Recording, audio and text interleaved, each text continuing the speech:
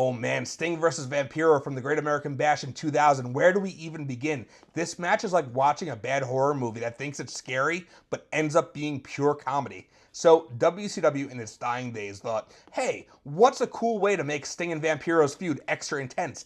And instead of, I don't know, just having a good wrestling match, they decided, let's set someone on fire, because that works so well in wrestling history, right, Vince Russo? Spoiler, it never does. The idea was that you had to set your opponent on fire somehow, and they called it a Human Torch match, which sounds like something Johnny Storm from the Fantastic Four should be involved in, but instead, it's just Sting and Vampiro trying to avoid literal arson charges.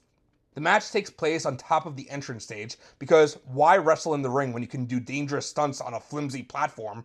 The first 5 minutes are just them awkwardly brawling with little intensity. Vampiro is trying to be all spooky and sinister, but Sting is clearly just done with WCW at this point.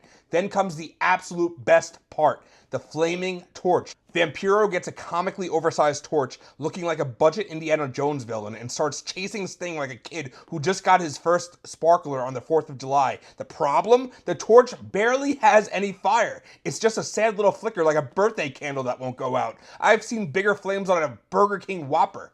The grand finale?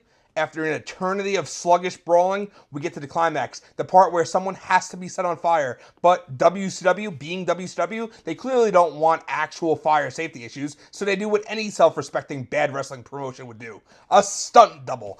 That's right, suddenly the lights go weird, there's a camera cut, and out of nowhere, a completely different person in Sting's gear is awkwardly perched up on the set. Vampiro sets fake Sting on fire, and this very obvious stuntman half-heartedly throws himself off the stage like he just remembered he left the oven on at home. It's supposed to be dramatic, but it looks like a PS1 era cutscene if you remember those.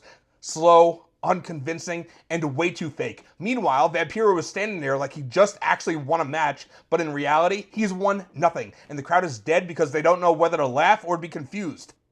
This match is legendary in the worst way possible. Everything about it is peak WCW 2000. A dumb stipulation that nobody needed. A match concept that doesn't work in live wrestling. A terrible stunt finish that fools nobody. Sting visibly not caring. And Vampiro trying way too hard to make it scary. It's so bad, it's funny. I don't even know if it's funny, but I laughed. But man, if you were a WCW fan back then, this match probably made you start watching Raw instead. It was supposed to be terrifying, but ended up like a rejected scene from Goosebumps. My final rating, half a star.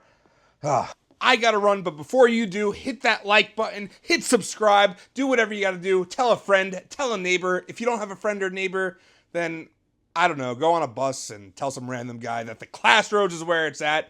And if you didn't like this video, well, goodbye forever, I guess.